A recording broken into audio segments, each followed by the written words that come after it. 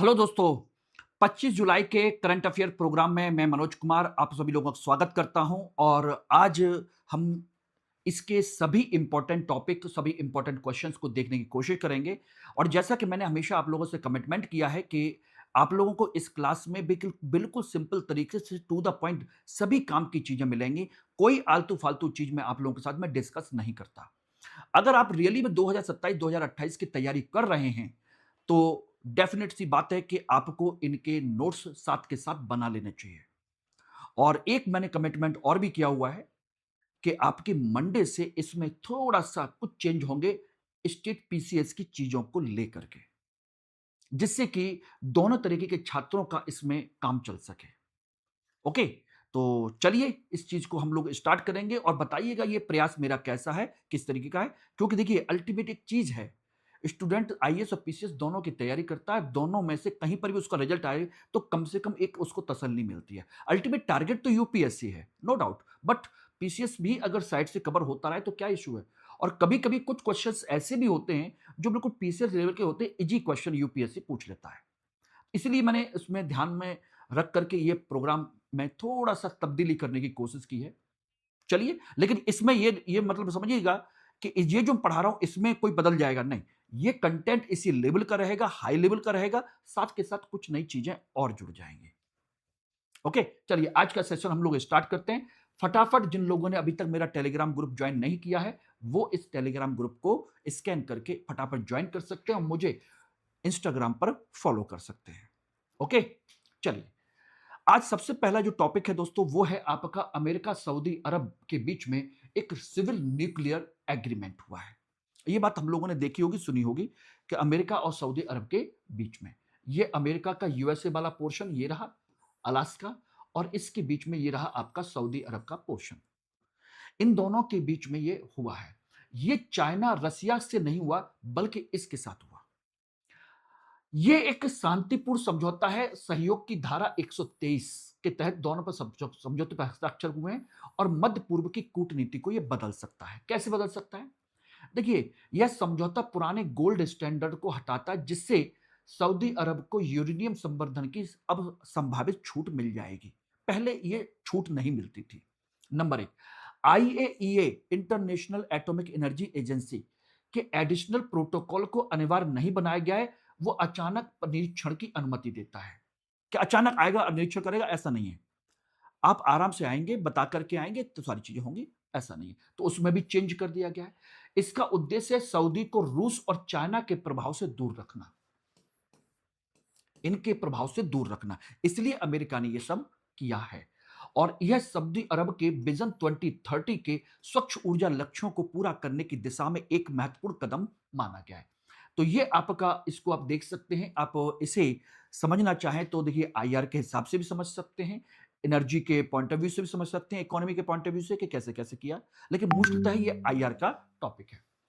अब धारा 123 और इसके वैश्विक प्रभाव क्या है? गोल्ड स्टैंडर्ड एग्रीमेंट इसके क्या कहता है?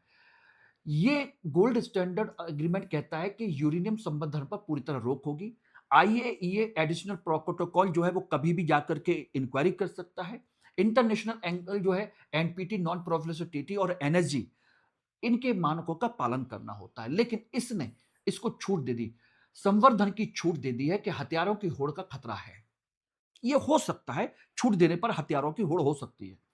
यह केवल द्विपक्षीय ढांचे पर निर्भर है, एडिशनल प्रोटोकॉल इसमें नहीं है और स्थापित मानकों को थोड़ा कमजोर करने की कोशिश ये हम कह सकते हैं। अब भारत पर इसका क्या प्रभाव पड़ सकता है? मध्य पूर्व में अस्थिरता से भारत की ऊर्जा सुरक्षा और खाड़ी में रह रहे 85 लाख प्रवासियों पर खतरा बढ़ सकता है, क्योंकि यह एक तरीके से नए प्रकार के संकट को जन्म दे सकता है, उनको अस्थिर कर सकता है। ठीक है ना? ऊर्जा सुरक्षा तो है, लेकिन अन्य चीजें भी इसमें शामिल हो जाती हैं। Okay, clear? चलिए, अब एक दूसरा टॉपिक है इकोलॉजी, एनवायरमेंट कह लीजिए या आप साइंस कह लीजिए, कुछ भी कह लीजिए। कुटकी का संधारणीय उत्पादन, सस्टेनेबल हार्वेस्ट ऑफ कुटकी। ये है क्या चीज कुटकी? कुटकी का देखिए वास्तविक नाम है, साइंटिफिक नेम है पिकोरोजिया कुरोरा, ये रहा पिक्रोर जिया रिजा कुरोरा, ये रहा। ये एक प्रकार की हिमाचल प्रदेश के किसानों ने लुप्तप्राय जड़ी बूटी कुटकी की जंगली कटाई छोड़ करके इसके सस्टेनेबल मॉडल को अपनाया है कि जंगली स्तर पर हम इसको नहीं करेंगे, बल्कि इसका सतत संवर्ध जो हम कह सकते हैं संधारणी उत्पादन करेंगे, बाकायदा प्रॉपर तरीके से इसको बचाते हुए, और आगे की पीढ़ियों के लिए भी इसको हम करने की कोशिश करेंगे। ये है। इसमें कंडीशन क्या होता है कि इस जड़ी बूटी को उखाड़ने से क्या होता है कि पौधे के मर जाने का डर होता है, और जबकि इसकी पत्तियां और जड़ें जो होती हैं, केवल इसे काटने से मुख्य पौधा जीवित रह सकता है। अगर आप इसकी पत्तियों को काट लें और थोड़ी सी जड़ अलग कर दे, पूरा ना उखाड़ करके, तो ये बचा भी रह सकता है। तो ये उन्होंने कंसेप्ट किया है। पौधे की मुख्य जड़ के बजाय केवल उसकी स्टोलन यानी कि साइड की जो जड़ें हैं और जो आपकी टहनियां हैं, सिर्फ उनको ही कटाई की जाती है।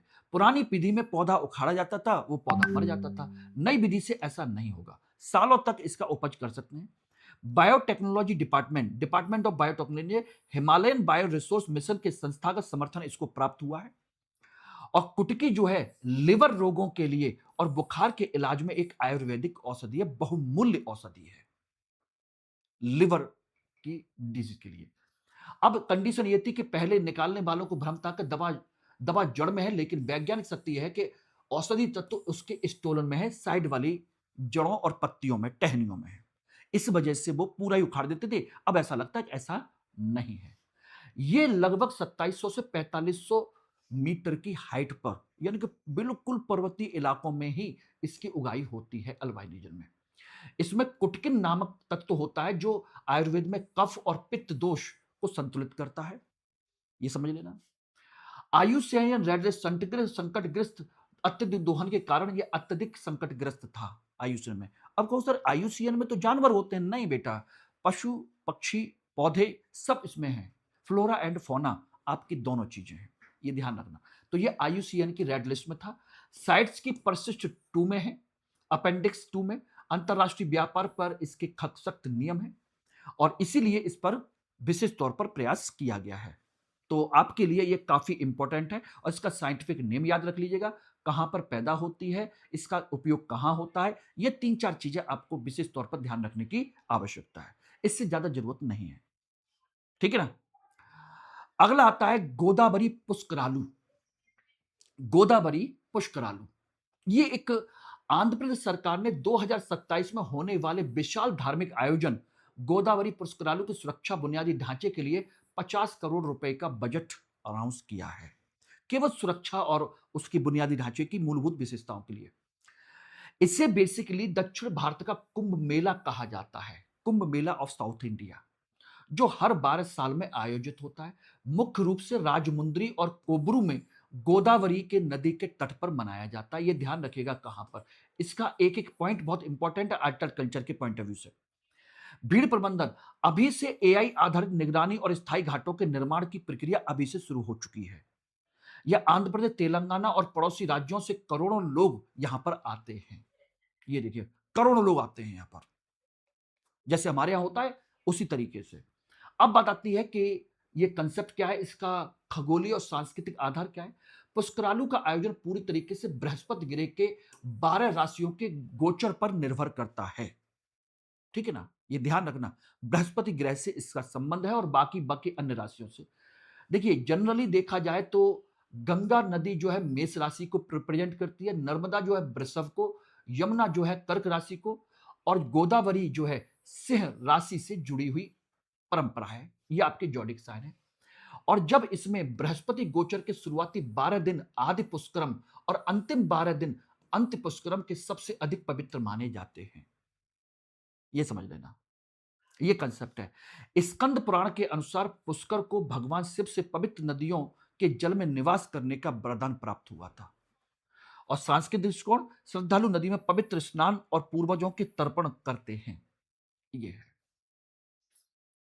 ओके, तो ये बात समझ में आ गई। इसको आर्ट एंड कल्चर के पॉइंट ऑफ व्यू से इसको याद कर लीजिए, एक एक पॉइंट को नोट कर लीजिएगा। इसका संबंध बृहस्पति गोचर से है। वो 12 राशियों के ऊपर डिपेंड करता है कि कब किस दिन ये शुरू होता है, और तभी से मेला शुरू होगा। अंतिम 12 दिन और स्टार्टिंग के 12 दिन सबसे महत्वपूर्ण होते हैं पूरे माह में। ओके, चलिए अब एक और कंसेप्ट, अभी आप लोगों ने पूरे भारत में देखा होगा कि किस तरीके से पेपर लीक और तमाम तरह की समस्याओं की वजह से कितने बड़े स्तर पर छात्रों ने आंदोलन किया पूरे भारत में, हर राज्य में, हर शहर में बड़े स्तर पर आंदोलन हुआ।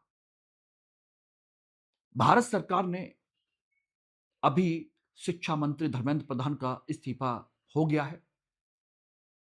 आज अल्टीमेट छात्रों की मांग वो पूरी हो गई, लेकिन साथ के साथ इसके लिए पहले भारत सरकार ने अगर पेपर लीक के जो कुछ केसेस हैं उनको कड़े नियम बनाने की उन्होंने कोशिश की। अभी संसद में इसका विधेयक आएगा। इसके लिए प्रावधान किया गया है कि पेपर लीक जैसे मुद्दे से जुड़े हुए व्यक्ति को 10 साल की सजा, कम से कम 2 करोड़ रुपए से लेकर के 10 करोड़ रुपए तक का जुर्माने के प्रावधान की चर्चा की गई है। और इस तरह का जो केस होगा वो फास्ट ट्रैक केस में, फास्ट ट्रैक कोर्ट में इसको सुना जाएगा। परीक्षाओं में पेपर लीक मामले में दोषियों की त्वरित सजा दिलाने के लिए प्रधानमंत्री ने फास्ट ट्रैक कोर्ट पर स्थापित करने पर जोर दिया था। फास्ट ट्रैक कोर्ट का कंसेप्ट, ठीक है, ये ध्यान रखना। तो हमें वही जानना है कि फास्ट ट्रैक कोर्ट का कंसेप्ट क्या है। लक्ष्य संगठित नकल माफिया के मामले में सुनवाई 6 महीने से 1 साल के अंदर पूरी करना है। सार्वजनिक परीक्षा अनुचित साधनों की रोकथाम अधिनियम को प्रभावी बनाने के लिए है। सार्वजनिक परीक्षा अनुचित साधनों की रोकथाम अधिनियम 2024 के प्रावधान को प्रभावी बनाने के लिए राजस्थान, गुजरात जैसे राज्यों ने भी पेपर लीक के खिलाफ अपने सख्त कानून बनाए हैं। एफटीसी का विचार सबसे पहले 2000 में 11वें वित्त आयोग ने दिया था। एफटीसी बोले फास्ट ट्रैक कोर्ट का सबसे पहले कंसेप्ट यह था, जिसका उद्देश्य होता है कि जल्दी से जल्दी सुनवाई और विशेष अदालत के माध्यम से सुनवाई। तो ये हमारे यूपीएससी जीएस पेपर 2 उससे जुड़ा हुआ है, पॉलिटी से जुड़ा हुआ है, इसको देख सकते हैं। फास्ट ट्रैक कोर्ट की संरचना और उसकी चुनौती क्या है। देखिए, फास्ट ट्रैक कोर्ट का गठन राज्य सरकार द्वारा संबंधित उच्च न्यायालय के परामर्श से अनुच्छेद 233 और 234 के तहत किया जाता है। ये आर्टिकल इंपॉर्टेंट है, इसको आप लोग ध्यान से सुन लीजिएगा और नोट कर लीजिएगा, ठीक है ना। लेकिन प्रॉब्लम क्या है, फास्ट ट्रैक कोर्ट बनाने की प्रॉब्लम नहीं है, प्रॉब्लम है स्टाफ की कमी। क्योंकि नियमित जजों पर आपका अतिरिक्त प्रभार पड़ जाता है, वो पुराने केसेस ही नहीं सुनना पाते, इनको अलग से कैसे करेंगे। तो जजों की संख्या की बहुत कमी है। दूसरा, फॉरेंसिक देरी, एफएसएल द्वारा डिजिटल साक्ष्य जुटाने में अत्यधिक समय लग जाता है। फॉरेंसिक जो डिले होता है उसमें बहुत ज्यादा समय लग जाता है। और तीसरी समस्या, सुनवाई में बाधा, निरंतर सुनवाई का लक्ष्य विफल हो जाता है। लगातार डे टू डे हियरिंग कैसे संभव है, यह भी थोड़े से समय आता है। इसीलिए संवैधानिक दृष्टिकोण से इसमें त्वरित न्याय नागरिकों का अनुच्छेद 21 के तहत एक मौलिक अधिकार है, जो फास्ट ट्रैक कोर्ट पूरा करने का प्रयास करता है। यानी कि त्वरित न्याय मिलना चाहिए, देरी से मिला हुआ न्याय न्याय नहीं होता। अनुच्छेद 21 के तहत इसको जल्द से जल्द न्याय मिल सके, यह हमारा फंडामेंटल राइट है। ओके, तो ध्यान रखिएगा, फास्ट ट्रैक कोर्ट की अवधारणा कब आई? सन 2000 में 11वें वित्त आयोग की सिफारिश के बाद से। ठीक, चलिए अब इसमें एक और साइंटिफिक टॉपिक है, साइंस का, जलवायु परिवर्तन, क्लाइमेट चेंज और साइंस से जुड़ा हुआ एरोसोल का वैश्विक वितरण अध्ययन। अभी आईआईए, एरिस, इसरो और नासा के वैज्ञानिकों ने जलवायु परिवर्तन में एरोसोल की जटिल भूमिका का समझने के लिए एक महत्वपूर्ण शोध प्रकाशित किया है कि भाई पूरे के पूरे सिस्टम को समझने के लिए एरोसोल की क्या भूमिका है। कि भाई सूर्य की किरणें आती हैं इधर से, एरोसोल से टकराती हैं, सूक्ष्म ठोस तरल कण होते हैं, और ये कितना हीट को एब्जॉर्ब कर लेते हैं और कितना नहीं कर पाते, इस पर पूरी रिसर्च हुई। केवल गैसें ही ये सब काम नहीं करती हैं, बल्कि एरोसोल भी उतनी ही बड़ी भूमिका निभाते हैं। अब जलवायु परिवर्तन के मॉडल आईपीसीसी मॉडल में एरोसोल का प्रभाव सबसे अधिक अनिश्चित माना जाता है, सबसे ज्यादा अनिश्चित है। यस, एरोसोल वातावरण में लटके हुए ठोस, सूक्ष्म और या तरल कण होते हैं, हवा में लटके हुए होते हैं। नंबर 2, इस अध्ययन में एरोसोल को एओडी, एरोसोल ऑप्टिकल डेप्थ और एसएसए, सिंगल स्कैटरिंग एल्बिडो के आधार पर वर्गीकृत किया गया है। ये ध्यान रखना, एरोसोल ऑप्टिकल डेप्थ के पॉइंट ऑफ व्यू से। ये ग्रीन हाउस गैसों के विपरीत एरोसोल का जीवन काल केवल कुछ दिनों या हफ्तों का ही होता है। गैसें तो बहुत लंबे समय तक बनी रहती हैं, लेकिन ये कुछ दिन या हफ्ते तक होता है, उसके बाद वो डिसॉल्व हो सकता है, खत्म हो सकता है, नष्ट हो सकता है, दूसरा आ सकता है, ये कुछ भी हो सकता है। तो ये कंसेप्ट था। एरोसोल पृथ्वी के तापमान को दो अलग अलग तरीकों से प्रभावित करते हैं, एक अवशोषण के द्वारा और एक परिकीर्णन के माध्यम से।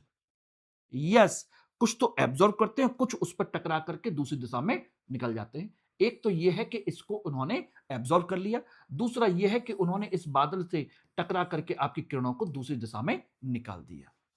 यह भी है, दिशा बदल दी। तो तापमान बढ़ाने वाले जो एरोसोल होते हैं, इनको जनरली कहा जाता है ब्लैक कार्बन। ब्लैक कार्बन सूरज की गर्मियों के सोखता ग्लेशियर को पिघलाने में बड़ी भूमिका निभाता है, और यही जाकर के वहां पर ग्लेशियर पर जाकर के टिक जाता है और उसके अंदर हीट होती है, जिसकी वजह से ग्लेशियर्स पिघलते हैं। और दूसरा होता है ठंडक देने वाला कूलिंग, जिसे सल्फेट हम कह सकते हैं, किरणों को वापस अंतरिक्ष में परावर्तित कर देता है। क्लाइड एल्विडो इसी की घटना है। इसी की वजह से बादलों को अत्यधिक चमकीला बनाते हैं, कि बहुत ज्यादा शाइनिंग जो करते हैं बादल, वो इसी की वजह से हैं, क्योंकि वो रिफ्लेक्ट करते हैं आपकी सनलाइट को। यस, तो ये दो चीजें हैं, एक सल्फेट और एक ब्लैक कार्बन का कंसेप्ट। अब बताइए समझ में आया कि नहीं आया एवरीवन? बहुत इंपॉर्टेंट है, मजेदार तरीके से समझिएगा। देखिए, इस क्लास को अगर आप लोगों ने एक बार कान में लगा करके लीड लगा करके सुन लिया, या किचन में काम करते हुए या कहीं भी जाते हुए अपने कान में लगाइए, वीडियो सुनते चले जाइए यार, ऑटोमेटिक चीजें याद हो जाएंगी। नहीं नोट्स बना पा रहे, कोई दिक्कत नहीं है, आप कोई भी काम कर रहे हो, मोबाइल फोन ऑन कर दीजिए, लेक्चर चलने दीजिए और सुनते चले जाइए। सुनने से ही बहुत सारी चीजें आपको याद हो जाती हैं। जब एग्जाम आएगा तब आपको इसकी इंपॉर्टेंस समझ में आएगी बेटा, ये ध्यान रखना। चलिए, अगला एक इंपॉर्टेंट टॉपिक है साइंस का, कुश। कहीं पर कुशा और कहीं पर हम इसे कुश कहते हैं। ओके, कुश, कुछ तो जानते ही होंगे, लव कुश। यस, लंबी दूरी की मिसाइल। भारत सरकार यानी कि डीआरडीओ ने हाल ही में उड़ीसा के तट पर स्वदेशी कुछ long range surface to air missile का पहला सफल उड़ान परीक्षण किया है। सरफेस टू एयर, ये जमीन है, यहां से इस तरीके से ये रहे, इसका परीक्षण किया। इसे प्रोजेक्ट कुश या इरेट्स के तहत भारत की रक्षा क्षमता को आत्मनिर्भर भारत बनाने के लिए विकसित किया गया है। इसकी रेंज क्या होगी? या रूसी S-400 ट्रंप जैसी विदेशी वायु रक्षा प्रणालियों की निर्भरता को समाप्त करेगी। यानी कि S-400 जो हम रक्षा प्रणाली है, डिफेंस सिस्टम है, उसको खत्म करने के लिए, अपना स्वदेशी सिस्टम बनाने के लिए हम काम कर रहे हैं, प्रोजेक्ट कुश। इसमें एक हाई एल्टीट्यूड एरियल टारगेट को सफलतापूर्वक नष्ट किया गया, हवा में था, उसको टारगेट को नष्ट किया गया। अब भारत की स्वदेशी ये लॉन्ग रेंज एयर डिफेंस तकनीक दुनिया के चुनिंदा देशों में शामिल हो गई है। यस, ये इसी के लिए बनाया गया हमारा। अब हमारी जो एयर डिफेंस सिस्टम पर जो निर्भरता है रूसी पर, वो खत्म हो जाएगी। ओके, अब प्रोजेक्ट कुछ का तकनीकी क्षमताएं क्या है? प्रोजेक्ट कुछ भारत के ऊपर एक बहुस्तरीय अभेद्य सुरक्षा छतरी का निर्माण करेगा। ये रहा, ये 20 किलोमीटर, एमआरएसएम 80 किलोमीटर, लॉन्ग रेंज ये रही 150 से लेकर 400 किलोमीटर तक। तो अब यहां से लेकर के यहां तक अटैक करोगे, अगर कोई मिसाइल यहां से यूं आती है तो उसको इतने ऊपर ही नष्ट करने में कैपेबल होगा। हमें 18 जो शॉर्ट रेंज मिसाइल है, मीडियम रेंज मिसाइल है, ये 80 किलोमीटर पर, शॉर्ट रेंज मिसाइल जो है आपके 20 किलोमीटर के ऊपर अटैक करके खत्म कर देगा। ये 400 मीटर तक उसको अटैक करने में कैपेबल होगा। वहीं पर बोले कि यहां तक आने की जरूरत ही नहीं है। ये है कंसेप्ट। इस प्रणाली में 3 प्रकार की मिसाइलें होंगी, 150 किलोमीटर, 250 किलोमीटर, 400 किलोमीटर, 3 तरह की मिसाइलें जो 150, 250, 400 की रेंज वाली होंगी। ठीक है ना? यह भारतीय वायुसेना के ISCCS integrated air command and control system network से सीधी जुड़ेगी, एयर डिफेंस सिस्टम के साथ जुड़ेगी। इसकी गति जो होगी वो मैक 5 है, यानी कि ध्वनि की गति से 5 गुना ज्यादा। सुपरसोनिक, हाइपरसोनिक कह सकते हो। ये अचूक गति है, मैक 5 प्लस। क्रूज मिसाइल की जैसी चीजें इसमें हैं। ये समझ लीजिए, स्टील्थ फाइटर जेट और क्रूज मिसाइलों को आसानी से नष्ट कर देगा। सीधा सट से गया और मार दिया इसने। और रणनीतिक दृष्टिकोण यह है, मिसाइल प्रणाली मौजूदा S-400 के साथ मिलकर दुश्मनों के भारत के हवाई क्षेत्र में घुसना नामुमकिन कर देगा। हम वहीं के वहीं इनको निपटा सकते हैं। यस, हमारे लिए एक बहुत बड़ा एक मौका है। यह हमारा एक तरीके से स्वदेशी एयर डिफेंस सिस्टम है। अब हमें किसी भी S-400 जैसे सिस्टम पर निर्भर रहने की जरूरत नहीं पड़ेगी। ठीक है? और एक इंपॉर्टेंट टॉपिक और भी है, सीसीटीएनएस परफॉर्मेंस इंडेक्स, ये काफी चर्चा में रहा है अभी हाल ही में। सीसीटीएनएस, ठीक है, ये क्या है? एनसीआरबी के नवीनतम सीसीटीएनएस परफॉर्मेंस इंडेक्स में छत्तीसगढ़ का प्रदर्शन बहुत खराब रहा है। उसे 100 में से केवल 64.97 अंक मिले हैं। ये ध्यान रखना, छत्तीसगढ़ वेरी लो पॉइंट पर रहा है परफॉर्मेंस इंडेक्स में। उत्तराखंड नंबर 1 पर, हरियाणा नंबर 2 पर, असम नंबर 3 पर ऐसे हाई स्कोर हासिल किए हैं। जबकि ईएफआईआर के मामले में छत्तीसगढ़ बहुत पीछे है। ई चार्जशीट के मामले में यह बहुत पीछे है। डिजिटल साक्ष्य जुटाने के मामले में बहुत कमियां पाई गई हैं। अब कहोगे सीसीटीएनएस है क्या? मैंने आपको पिछले 2-3 क्लास में लगातार बता रहा हूं, यह एक डिजिटल सिस्टम है जो आपके police system, inquiry system, investigation system, सारी चीजों से कनेक्टेड है। ऑनलाइन सारी चीजें करता है, ऑनलाइन एफआईआर करता है, ऑनलाइन आपके इन्वेस्टिगेशन को बढ़ावा देता है, ऑनलाइन बहुत सारी चीजें करता है। आपको कहीं भटकने की जरूरत नहीं होती। यह है, और इस मामले में उन्होंने बताया कि छत्तीसगढ़ बहुत पीछे है, सबसे पीछे। और इस मामले में उत्तराखंड, हरियाणा, असम जैसे जो राज्य हैं, ये बहुत आगे हैं। इसके कारण राज्य सरकार ने नई भारतीय न्याय संहिता के तहत डिजिटल पुलिसिंग ढांचे के सुधारने के आदेश दिए कि भाई इसको सुधारिए, ठीक है ना। सीसीटीएनएस को 2008 मुंबई हमलों के बाद पूरे देश के लिए पुलिस स्टेशनों को डिजिटल रूप से जोड़ने के लिए शुरू किया गया था। ये सीसीटीएनएस का कंसेप्ट है। बाकी सारे के सारे ग्रिड इससे कनेक्ट होंगे, सारे के सारे पुलिस स्टेशन के आपस में कनेक्टिविटी होगी, रियल टाइम डाटा शेयरिंग होगा सभी के साथ में, सेंट्रलाइज डाटाबेस होगा एक ही जगह पर, नेशन वाइड पूरा डिजिटल ग्रिड होगा। कहीं पर कोई भी घटना हो, आप किसी भी राज्य में किसी भी पुलिस थाने में जाकर के इसके बारे में पता कर सकते हैं। सबके पास एक दूसरे की इंफॉर्मेशन शेयर है। पता चला कि तमिलनाडु घटना का जम्मू कश्मीर में पता ही नहीं चल रहा है, और बंदा तमिलनाडु में केस करके जम्मू कश्मीर में जाकर के बैठ गया। सारी चीज, और वहां पर रह रहा है, सारी चीजें हैं, वहां पर भी कुछ क्राइम किया, कुंडली 2 मिनट में खुल के आ जाएगी कहां कहां पर क्या क्या है। ये था कंसेप्ट, ये पूरे इंडिया में कंसेप्ट है। अब की पॉइंट क्या है? सीसीटीएनएस का मुख्य उद्देश्य देश के 16,000 से ज्यादा थानों को एक रियल टाइम डिजिटल नेटवर्क से जोड़ने का कंसेप्ट था। सोचिएगा, तो ये इसमें कंसेप्ट है। और इसके एनसीआरबी जांचता है कि कितनी तेजी से, जो आपका रिकॉर्ड सर्वे आया निकल करके, परफॉर्मेंस इंडेक्स निकल करके आया, कि कितनी तेजी से डिजिटल एफआईआर, चार्जशीट और डाटा अपलोड करते हैं। सुशासन की जांच करता है। यह सिस्टम डाटा की मैनुअली री एंट्री रोकता है, न्याय प्रक्रिया को पारदर्शिता है। बोलो मैनुअली नहीं, सब ऑटोमेटिक होना चाहिए भाई। प्रमुख टूल्स क्या है? नेफिस और स्क्राइमैक। नेफिस क्या है? अपराधियों का राष्ट्रीय फिंगरप्रिंट डाटाबेस है, फिंगरप्रिंट का। और क्राइमेस अपराधों का रियल टाइम अलर्ट साझा करने वाला एक केंद्र है, जिससे कि क्रिमिनल्स का पूरा डाटा तुरंत के तुरंत साझा होता रहता है।